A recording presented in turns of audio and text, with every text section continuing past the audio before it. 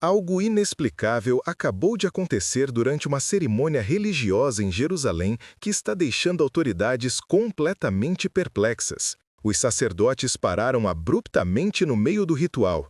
A segurança foi colocada em alerta máximo, e dezenas de testemunhas oculares afirmam ter visto um homem vestido completamente de branco entrar no recinto sagrado. Mas aqui está o detalhe que desafia toda explicação lógica.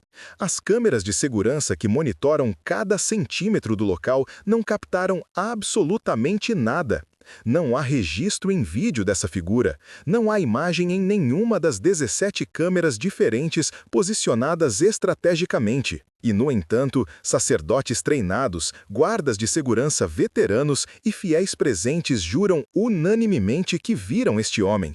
Ele caminhou entre eles. Alguns afirmam que ele falou.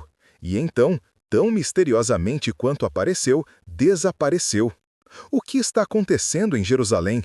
Quem ou o que foi essa figura de branco? E por que as câmeras falharam em capturar o que dezenas de olhos humanos viram claramente? Nos próximos minutos, vou revelar os detalhes completos deste evento extraordinário. Vou examinar as evidências, vou apresentar os testemunhos e vou explorar o que isso pode significar profeticamente. Porque se isso foi o que muitos estão começando a acreditar que foi, então acabamos de testemunhar algo que não acontecia há 2000 anos.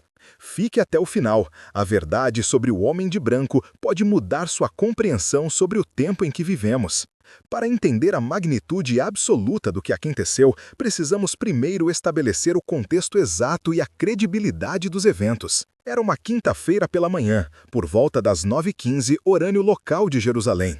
O local era uma sinagoga histórica no bairro judeu da Cidade Velha, a menos de 200 metros do Muro das Lamentações. Uma cerimônia especial de oração matinal estava em andamento com aproximadamente 80 pessoas presentes, incluindo 5 sacerdotes, 3 rabinos proeminentes e membros da comunidade local. O serviço havia começado normalmente às 7 da manhã, seguindo a liturgia tradicional das orações Shacharit. Durante mais de 2 horas, tudo transcorreu conforme o esperado. Cânticos, leituras da Torá, orações individuais e coletivas. A atmosfera era reverente mais rotineira. Nada indicava que algo extraordinário estava prestes a acontecer.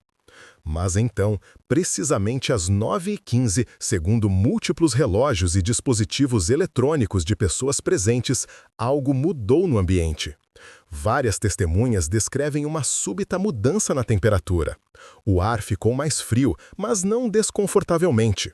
Alguns relatam que sentiram como se a pressão atmosférica tivesse mudado, similar à sensação antes de uma tempestade. E então, silêncio. Um silêncio profundo e inexplicável, que não deveria ser possível em uma sinagoga cheia de 80 pessoas. É nesse momento que as testemunhas afirmam que a figura apareceu. Um homem vestido completamente de branco. Não branco comum, mas branco brilhante, quase luminoso segundo algumas descrições. Ele estava parado na entrada lateral da sinagoga, uma porta que dá para um corredor estreito que leva à rua. Essa porta estava fechada e trancada desde o início do serviço, e havia um guarda de segurança posicionado do lado de fora. Mas, de alguma forma, este homem estava lá, dentro do recinto sagrado. O rabino principal que estava liderando o serviço foi o primeiro a vê-lo. Ele parou no meio de uma oração. Sua voz simplesmente cessou, e ele ficou olhando fixamente para a figura. Outros começaram a seguir seu olhar. Um por um, os presentes viraram suas cabeças e viram o homem de branco.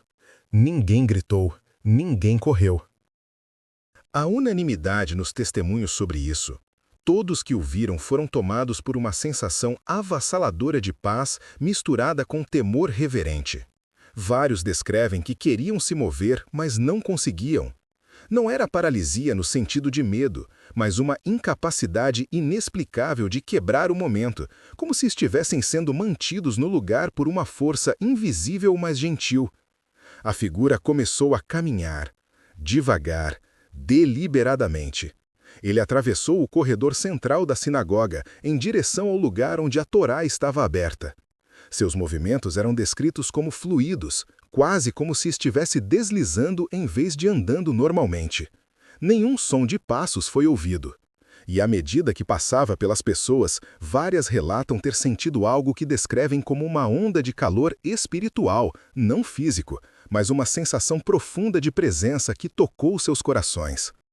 Quando a figura alcançou o lugar da Torá, ela parou e, segundo testemunhas, pela primeira vez olhou diretamente para as pessoas reunidas.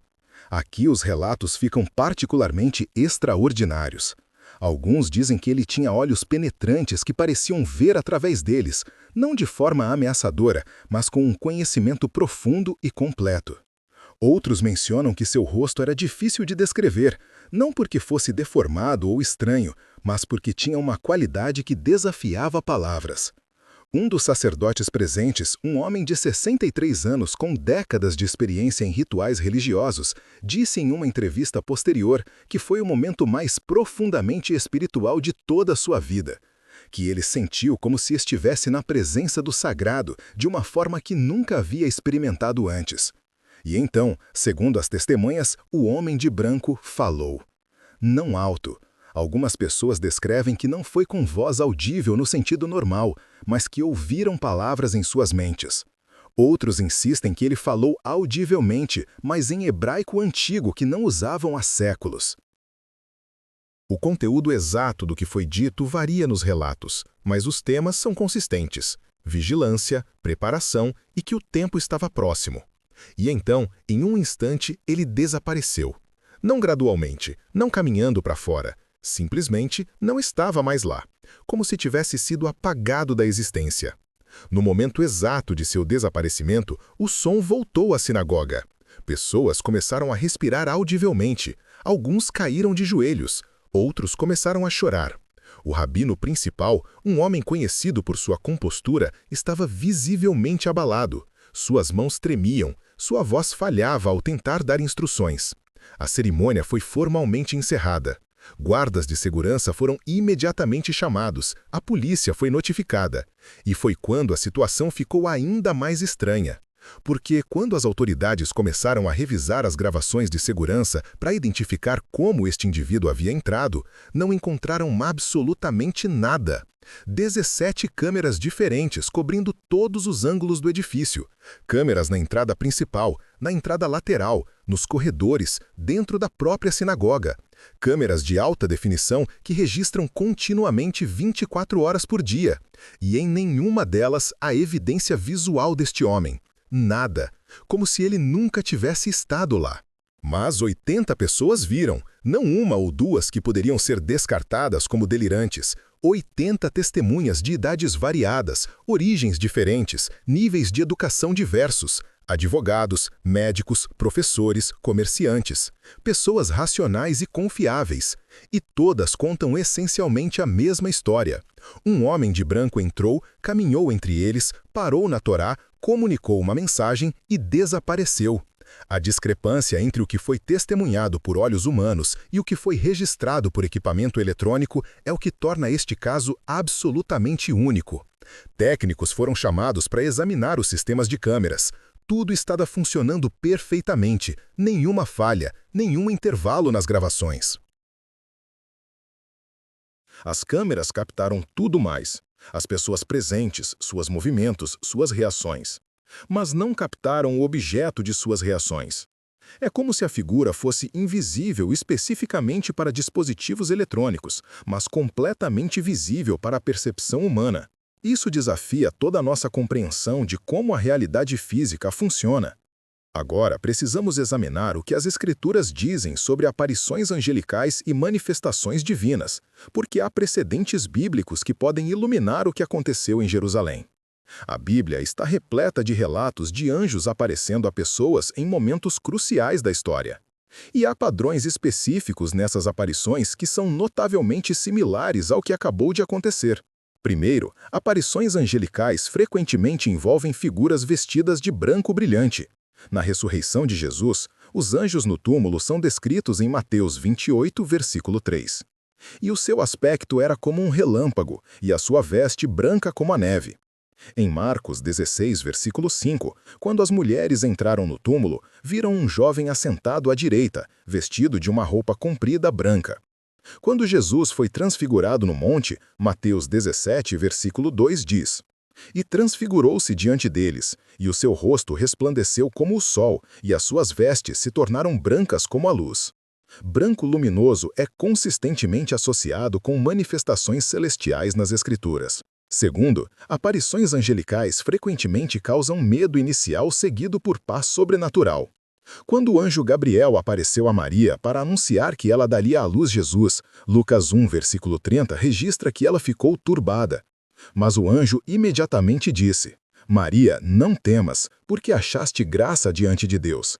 Quando anjos apareceram aos pastores anunciando o nascimento de Cristo, Lucas 2, versículo 9 diz: E eis que o anjo do Senhor veio sobre eles, e a glória do Senhor os cercou de resplendor, e tiveram grande temor.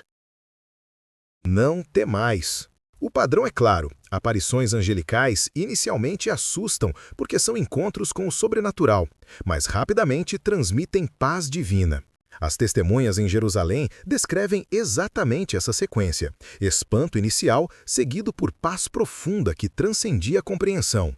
Terceiro, anjos podem aparecer de formas que são visíveis para alguns, mas não para outros, ou em formas que não seguem as leis normais da física. Em Números 22, a jumenta de Balaão viu o anjo do Senhor, mas Balaão inicialmente não viu, somente depois Deus abriu os olhos de Balaão. Em 2 Reis 6, versículos 15 a 17, o servo de Eliseu estava aterrorizado porque um exército inimigo cercava a cidade. Mas Eliseu orou: Senhor, peço-te que lhe abras os olhos, para que veja. E Deus abriu os olhos do servo, e ele viu que o monte estava cheio de cavalos e carros de fogo rodeando Eliseu. Havia uma realidade espiritual invisível a olho natural que se tornou visível quando Deus escolheu revelá-la. O fato de que as câmeras em Jerusalém não captaram o homem de branco, mas olhos humanos viram, sugere que esta foi uma manifestação que transcendeu dimensões puramente físicas. Foi real, mas não no sentido que equipamento eletrônico mede realidade. Quarto, mensagens angelicais frequentemente envolvem avisos sobre eventos futuros e chamados à preparação. O anjo que apareceu a José em sonhos avisou para fugir para o Egito porque Herodes procuraria matar Jesus. Mateus 2, versículo 13. Anjos proclamaram aos pastores o nascimento do Salvador. Lucas 2, versículos 10 e 11. Apocalipse está cheio de anjos proclamando mensagens proféticas sobre eventos dos últimos dias.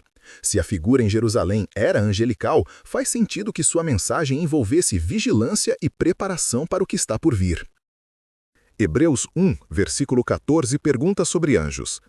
Não são porventura todos eles espíritos ministradores enviados para servir a favor daqueles que hão de herdar a salvação?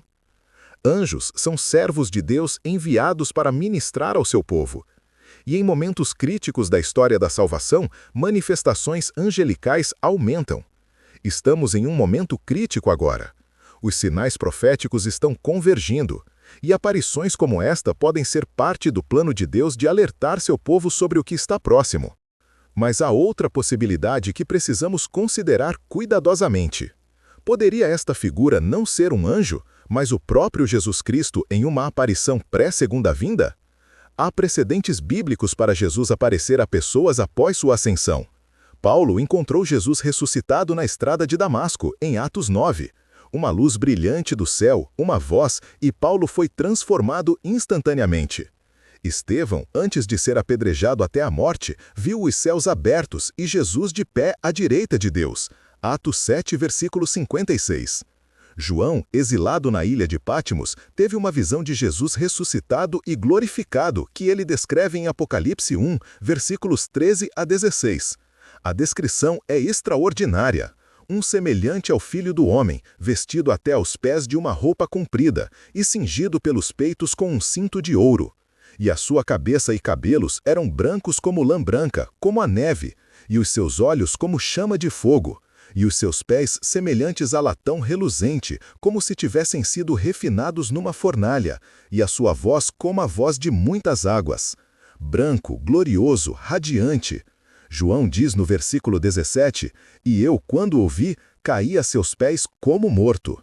Poderia Jesus estar começando a se manifestar em preparação para sua segunda vinda? As Escrituras dizem que quando ele retornar completamente, virá em glória e todo olho o verá. Apocalipse 1, versículo 7. Eis que vem com as nuvens, e todo olho o verá, até os mesmos que o transpassaram, e todas as tribos da terra se lamentarão sobre ele. Mas antes dessa manifestação final e universal, poderia haver aparições menores e mais localizadas, avisos, preparações, manifestações limitadas para alertar o povo escolhido de que o tempo está próximo?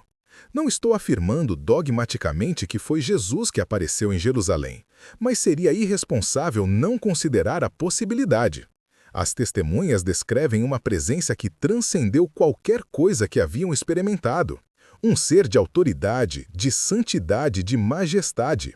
E a mensagem era sobre preparação e tempo próximo. Exatamente o que esperaríamos de Cristo se ele estivesse alertando que sua volta está próxima. E não podemos ignorar a localização. Por que Jerusalém? Por que uma sinagoga judaica? Porque Jerusalém é o epicentro profético. É onde Jesus retornará fisicamente.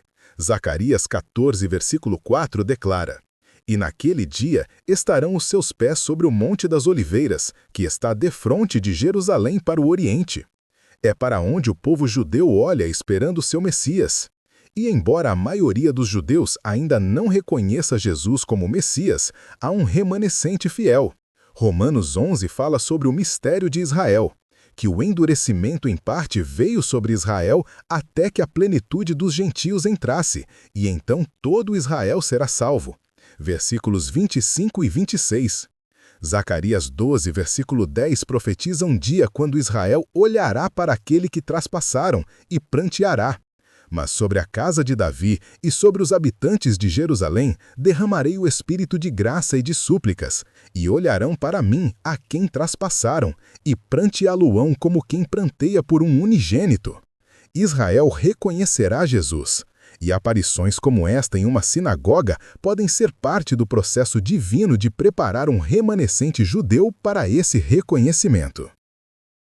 Agora, precisamos examinar outras possibilidades e explicações céticas, porque honestidade intelectual demanda que consideremos alternativas. Céticos imediatamente sugerirão alucinação coletiva, que 80 pessoas de alguma forma imaginaram simultaneamente a mesma coisa. Mas a alucinação coletiva de tal especificidade e consistência é extremamente rara, quase impossível segundo psicólogos. Alucinações tendem a ser individuais e variar significativamente entre pessoas.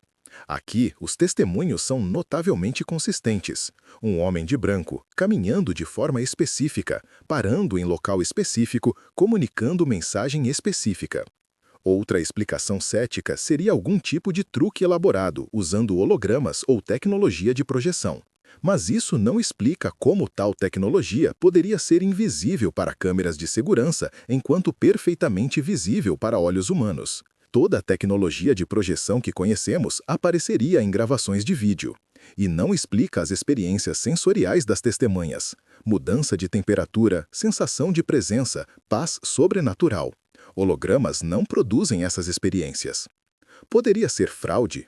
Alguém deliberadamente enganando a congregação? Para que propósito?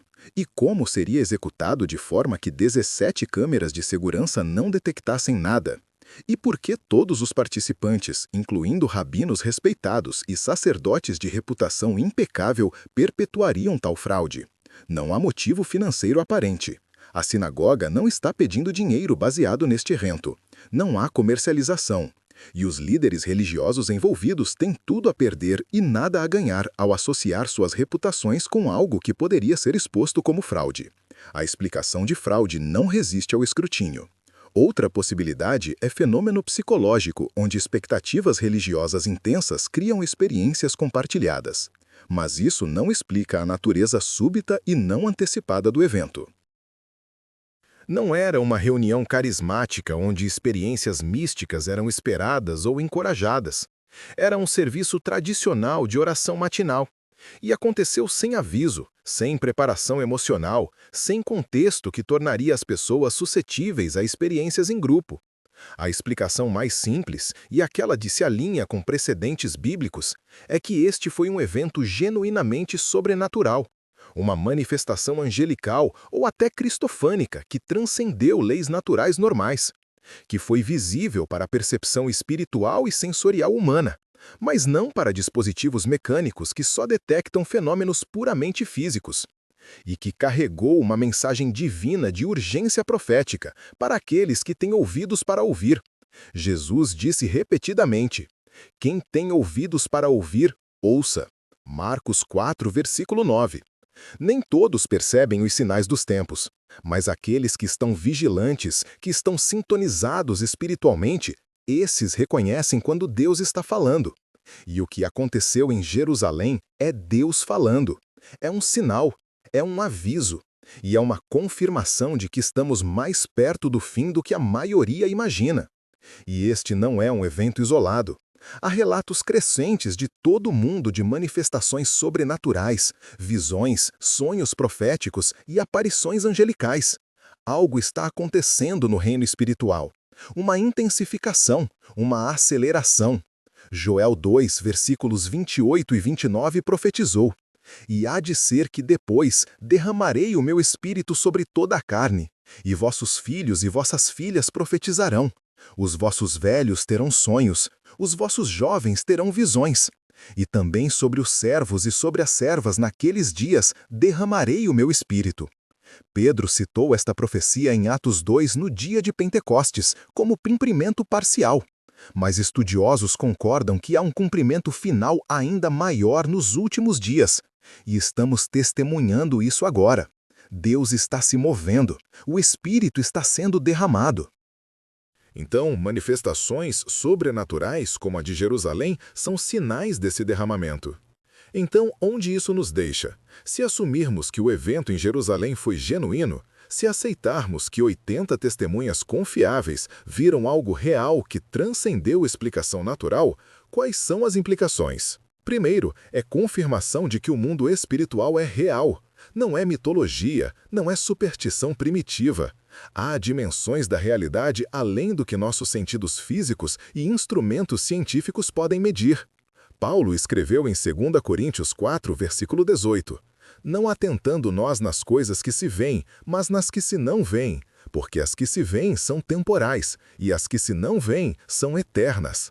A realidade física que vemos é temporária. A realidade espiritual invisível é eterna e mais fundamental. E, ocasionalmente, o véu entre essas dimensões se torna fino e temos vislumbres do eterno invadindo o temporal. Jerusalém foi um desses momentos. Segundo, é aviso de que estamos em um momento profeticamente significativo. Manifestações sobrenaturais aumentam em momentos de transição na história da salvação. Quando Deus está prestes a fazer algo monumental, ele envia sinais precursores. Aparições angelicais precederam o nascimento de Cristo. Sinais e maravilhas acompanharam o início da igreja primitiva. E Jesus prometeu que haveria sinais no céu e na terra antes de sua segunda vinda. Lucas 21, versículo 25. "E haverá sinais no sol, na lua e nas estrelas." Se estamos vendo aumento de manifestações sobrenaturais autênticas, isso sugere que estamos nos aproximando rapidamente de um ponto de inflexão profética, que o retorno de Cristo está mais próximo do que a maioria percebe, e que Deus, em sua misericórdia, está enviando avisos para preparar seu povo. Terceiro, é chamado à vigilância espiritual. Jesus repetidamente nos ordenou vigiar. Mateus 24, versículo 42. "Vigiai, pois, porque não sabeis a que hora há de vir o vosso Senhor." Vigilância não é paranoia ou obsessão não saudável com datas. É estado de prontidão espiritual. É viver cada dia consciente de que este pode ser o dia que Jesus retorna. É manter sua vida em ordem. Pecados confessados, relacionamentos reconciliados, obediência ativa à palavra de Deus. É estar tão sintonizado espiritualmente que você reconhece os sinais quando Deus os envia. As testemunhas em Jerusalém reconheceram que estavam experimentando algo sobrenatural.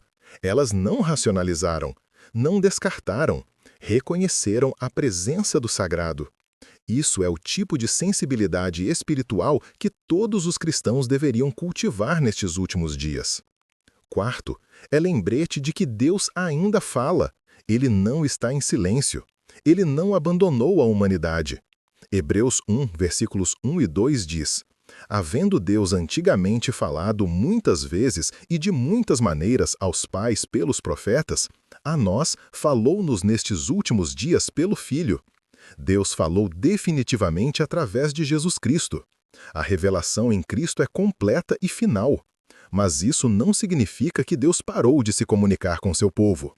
Através das Escrituras, através do Espírito Santo, através de sonhos e visões, através de sinais e circunstâncias, e sim, ocasionalmente através de manifestações angelicais, Deus continua falando.